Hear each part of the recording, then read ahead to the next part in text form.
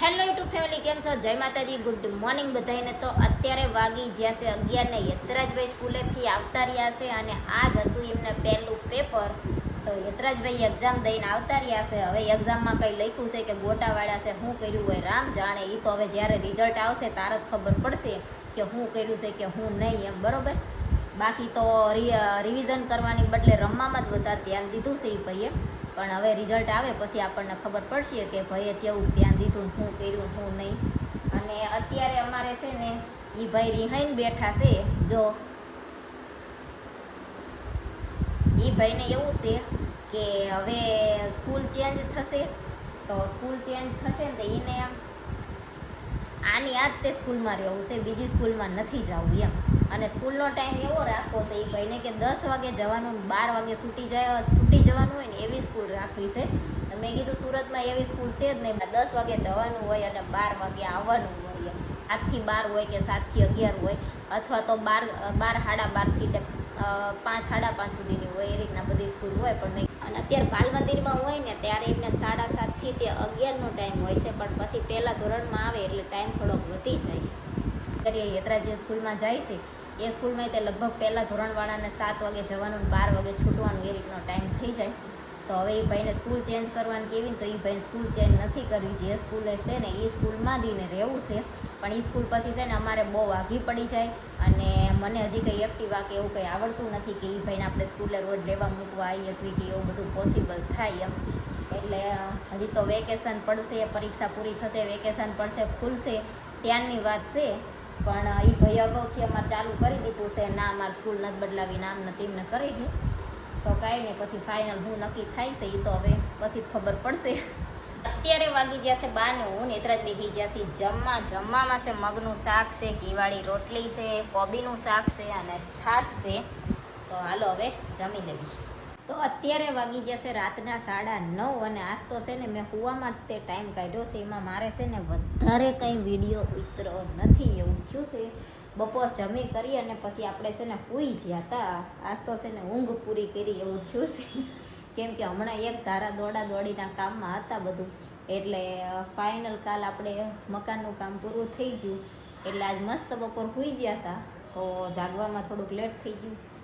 પછી જયદીપ આવ્યા, જયમાં કર્યા ન. આજો હવે હું નવરી થઈ અને હું હજી તો જમતી હતી ત્યાં જયદીપ કહે કે હું રૂમમાં આડો પડું છું, તું એ કે કામ પતાય. તો જો જયદીપ કોઈ હોતન જ્યાં છે. અને ઓલા ભાઈને કાલ મેથ્સનું પેપર છે તો એ ગેમ રમે છે, બરોબર ને. કાલ હવે પેપરમાં જેવી ગેમ રમાય છે પછી ખબર પડે યતરાજને. અત્યારે તમે ભૂઈ ગયા હતા, હું કામ કરતી હતી, એ ભાઈ ફોન લઈને બેસી ગયા. મેં કીધું હવે કાલ ખબર પડે કે જેવી ગેમ રમાય છે પેપરમાં.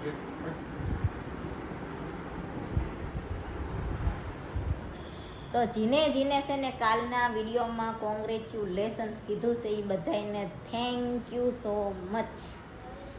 તો છે ને હું જો વાળું છું કચરો, જમી કરીને નવરા થઈ ગયા છે. કચરો ખાલી થોડોક વાળવાનો એટલામાં બાકી રહી ગયો છે તો વાળું છું. અને પછી છે ને જો આજ બપોર જેટલા કપડાં સુકાણા હતા ને એ બધા હું સૂતી પહેલાં હંકેલી નાખ્યા હતા. અને થોડા ઘણા પેન્ટ ને એવું જો બાકી રહી ગયું હતું ને આપણે ખુરશી મૂક્યું છે એ હંકેલું છે.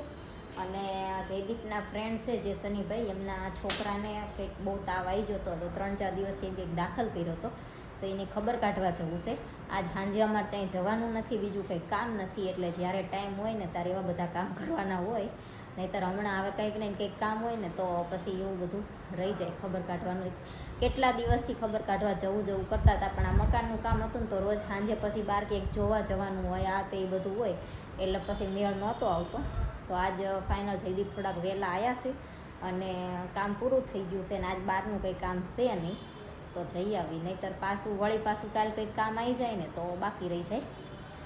તો આપણને જીને નવા મકાન માટે કોંગ્રેચ્યુલેશન્સ કીધું છે એ બધાને થેન્ક યુ. તો હાલો હવે કચરો વાળ્યો છે ને ભરી લઉં પહેલાં, પછી આપણે કપડાં હંકેલવા બેસવી. તો જો આપણે કચરો તો વાળી નાખ્યો અને અમારા નીચેવાળા કાકાની મકાન માલિકને એ જ્યાં હતા ચોટીલા, સાળંગપુર ને ઘેલા સોમનાથ અહીંયા બધી તેમને પ્રસાદી આપી છે. બધી સાળંગપુરની લાડુડી છે ને સુખડી છે, સાકર છે, ટોપરું છે, એવી બધી પ્રસાદી છે. તો આપણે થોડીક પ્રસાદી લઈ લેવી અને બીજી વાત એ કરવાની હતી કે સમો એક મિનિટ કોઈ પ્રસાદી ખાઈ લો.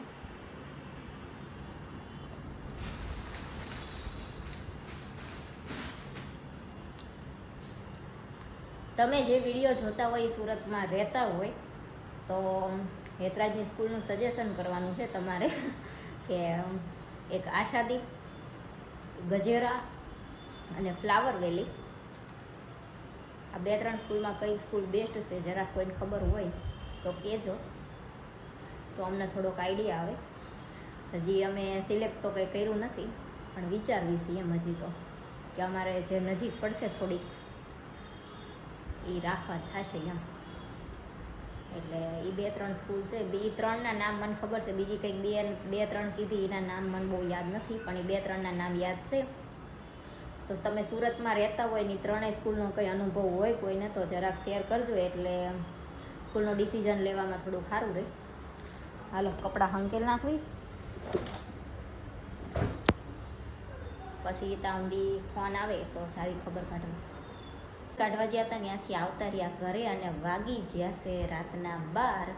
તો હવે છે ને હુઈ જાય, વિડીયોનો એન્ડ કરી દઈએ. વિડીયો તમને કેવો લાગ્યો કમેન્ટમાં જરૂર કહેજો. વિડીયોને લાઈક કરજો, શેર કરજો, મારી ચેનલ સબસ્ક્રાઈબ કરજો. જય માતાજી, ગુડ નાઇટ, બાય બાય.